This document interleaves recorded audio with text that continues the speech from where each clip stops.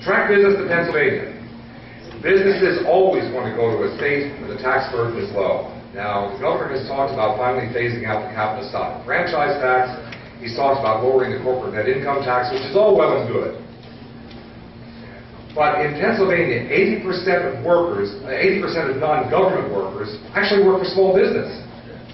Well, it's great with the capital stock and franchise and the corporate net income tax, but they're not the people who are employing people in Pennsylvania. It's the small businesses. This would bring small businesses to Pennsylvania without doubt.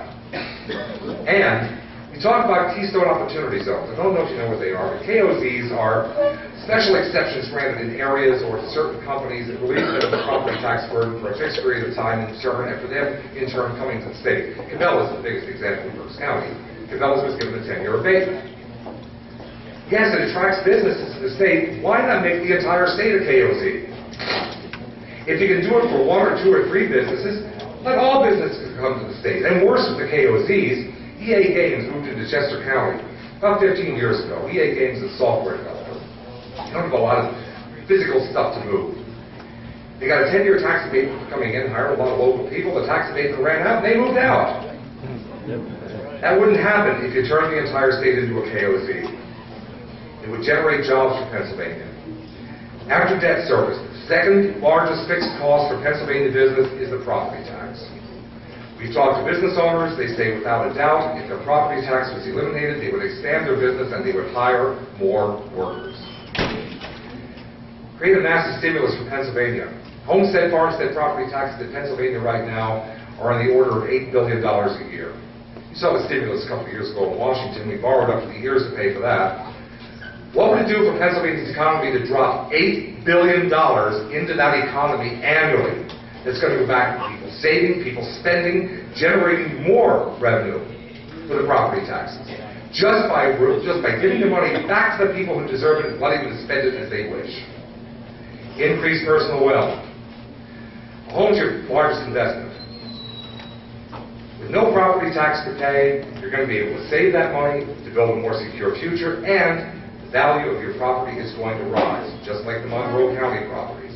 Without that tax burden on it, you're going to see the value of your property go up. And finally, stop costly reassessments. $10 million average per county trying to fix a system that can't be fixed. While this bill will not totally get rid of the need for assessments, it's always been considered the first step to total property tax elimination. The broadening of the sales tax base is such a powerful revenue generator that simply by adding mandatory 1% sales tax increase per county and up to a 1% earned income tax. Up to, I say, because it depends on how much money each county and municipality would need to get rid of. By doing those two things, once this is enacted, you can completely eliminate the property tax in Pennsylvania. This is the first step to getting it done. Mentioned to you earlier, the plan has been certified by Americans for Tax Reform as being in compliance with its no tax increase pledge. And the plan has been vetted against actual and estimated revenue and expenditure figures that were given to us by the Pennsylvania House Appropriations Committee. We know it is financially viable. So, a quick recap. Eliminate all local school taxes. Eliminates all local school taxes, eliminates the taxing ability of local school boards, eliminates unfunded mandates. The state comes down with a mandate, they better have a way to pay for it, because they're the ones that are sending you the money. All school districts held harmless. It gives educational equity for rural, urban, and fast-growing districts, and minimum per pupil funding for poorer districts. Annual funding increases are indexed to the cost of living. No more runaway 6, 7, 8% increases in school district budgets every year. Your funding is limited to how much the CPI, cost of living index, has increased each year. I could live with, right now the CPI is running 2.8% of this economy. I could live with a 2.8% increase. If I can, so can the school districts. Annual upward or downward funding adjustments based on changes in student population, one of the most important parts of the bill.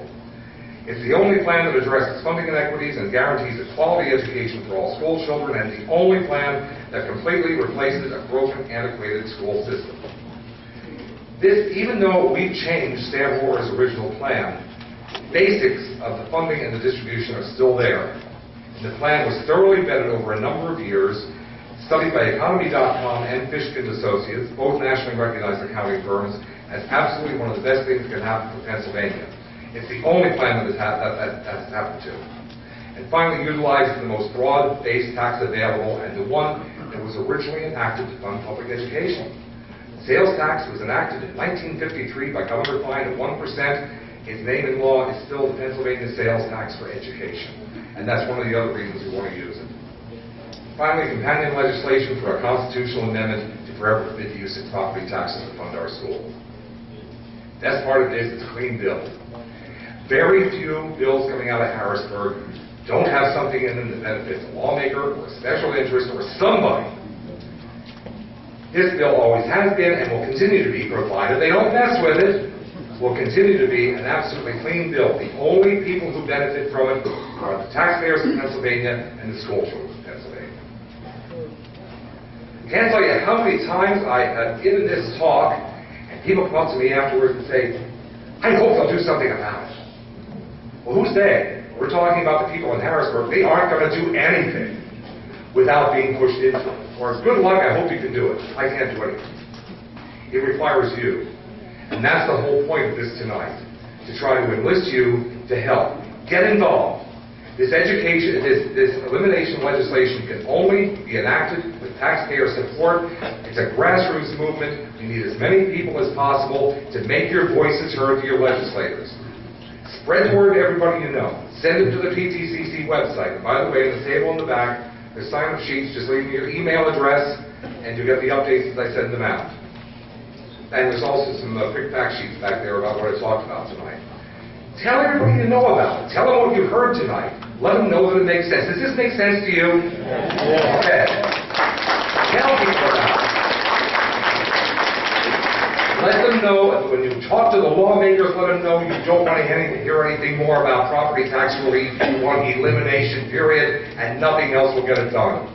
We're hopeful with the Republican House, Senate, and governor's seat this year that we can get this done. We've had some good response from people in the legislature. We still have problems with the leadership.